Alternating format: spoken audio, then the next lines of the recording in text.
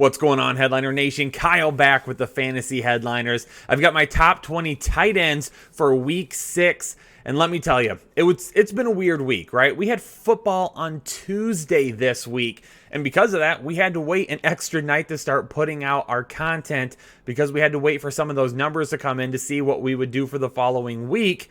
And that means we're a little bit behind right now. So hopefully that's not going to be an issue next week after week 6 is all said and done. But because of that, we got to get rolling. So let's jump right into the top 20 and fly through them. Starting off with Austin Hooper at number 20. Some of you are trying to buy into Austin Hooper right now, and I'm not doing it. Not yet, at least. Yeah, I had him as a start a couple of weeks ago when he scored a touchdown.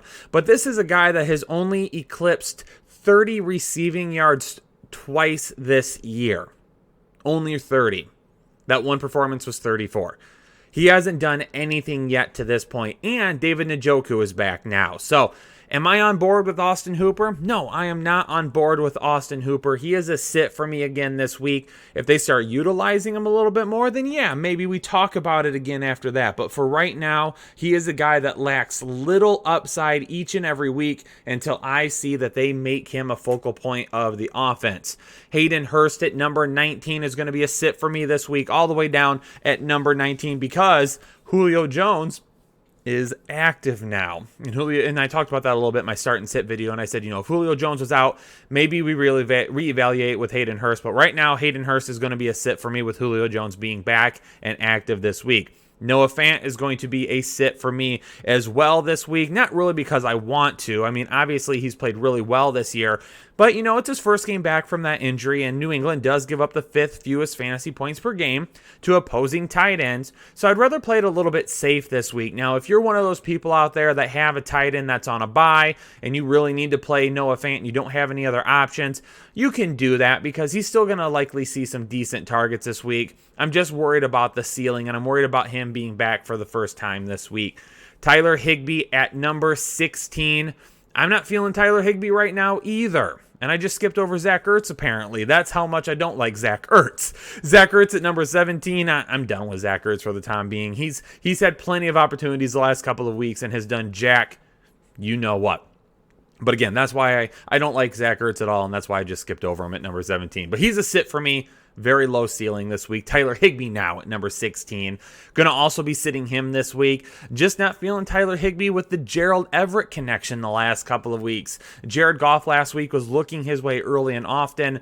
Gerald Everett could start seeing even more time on the field, and that is really what could hurt Tyler Higbee. And again, I've talked about it a lot so far this season. They've kind of bounced back and forth week in and week out with the personnel they're running 12 personnel to start the season, then going 3 wide receivers the last few games, then back to 12 personnel again. So they're a little bit all over the place right now in terms of what they're running with personnel, which means on a weekly basis, Tyler Higbee is going to be limited because Gerald Everett could end up seeing more time on the field.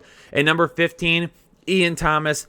Ian Thomas for a second straight week is going to be a start for me. He did not do anything last week. Well, that's why, it's always going to be risky with Ian Thomas, all right? But he's going up against Chicago, who do pretty well against opposing wide receivers, but they allow almost 15 fantasy points per game to opposing tight ends. So if they're doing a good job of locking down DJ Moore and Robbie Anderson this week, that could force Teddy B to go to Ian Thomas a little bit more.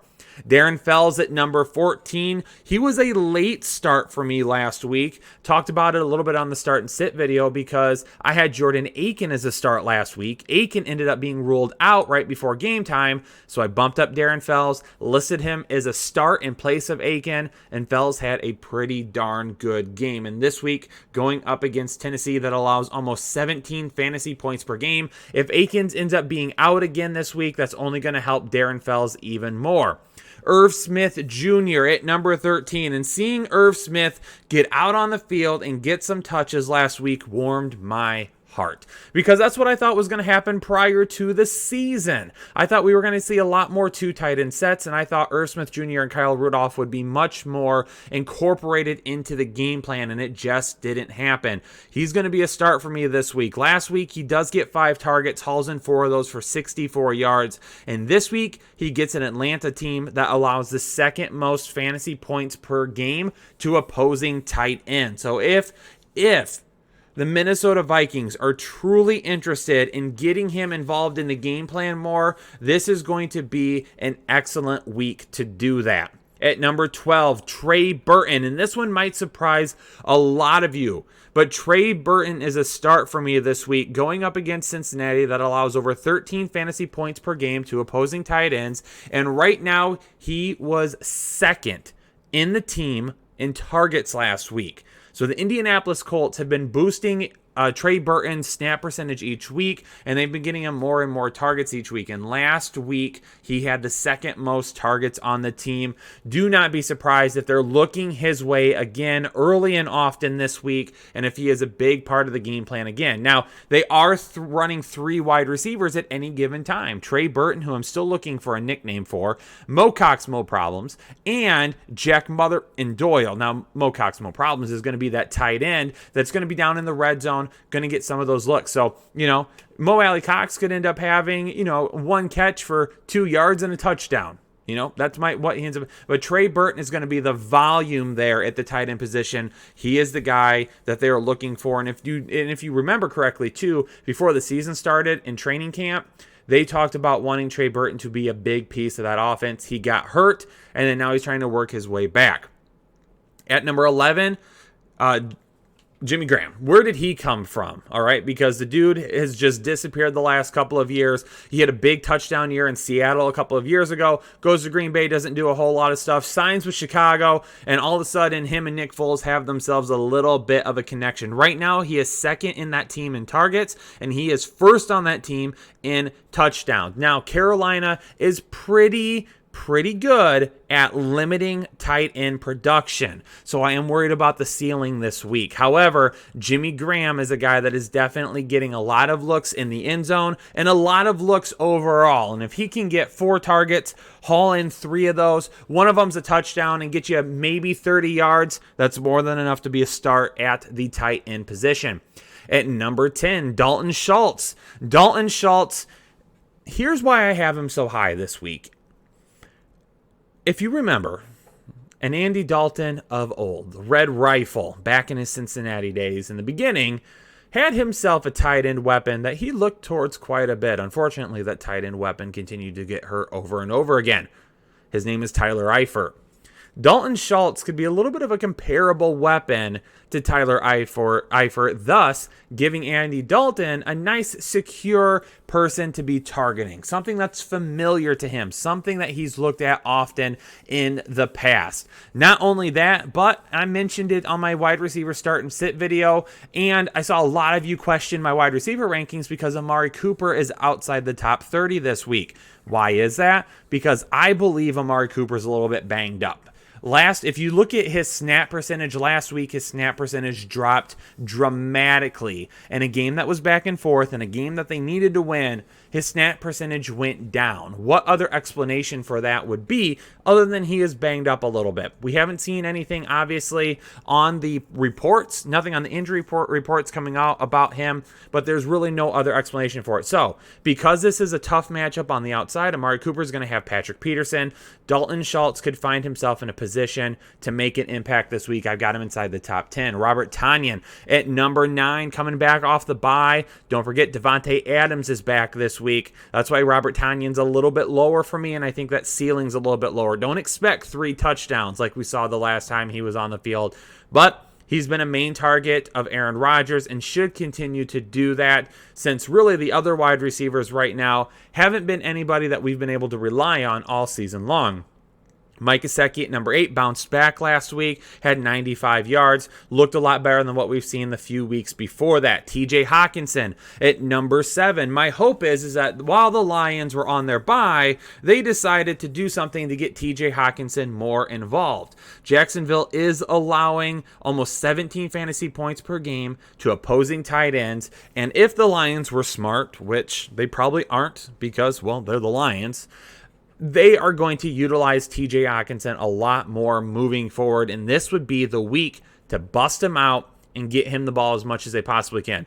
Honestly, in terms of targets in the passing game right now, it should go Golladay, it should go Hockenson, it should go DeAndre Swift and then Marvin Jones. And this week, Danny Amendola is a good play as well as a wide receiver. So I wouldn't be surprised if you see Amendola with some targets, but TJ Hawkinson should eat this week. And if he doesn't, well, just fire everyone in the Lions front office and their coaching staff.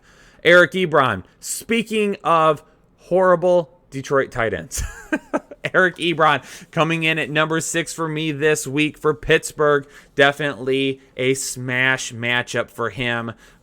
And this is a great streaming option. For those of you that have a Darren Waller or anybody else that might be on a bye this week, definitely a great option here in Eric Ebron. Someone that probably hasn't been owned in a lot of leagues for a majority of the season. You could get out there and get him on waivers more than likely, or maybe you picked him up last week and you could use him again this week. But definitely like the matchup for Pittsburgh this week going up against Cleveland. Cleveland does allow the 6th most fantasy points per game to opposing tight ends.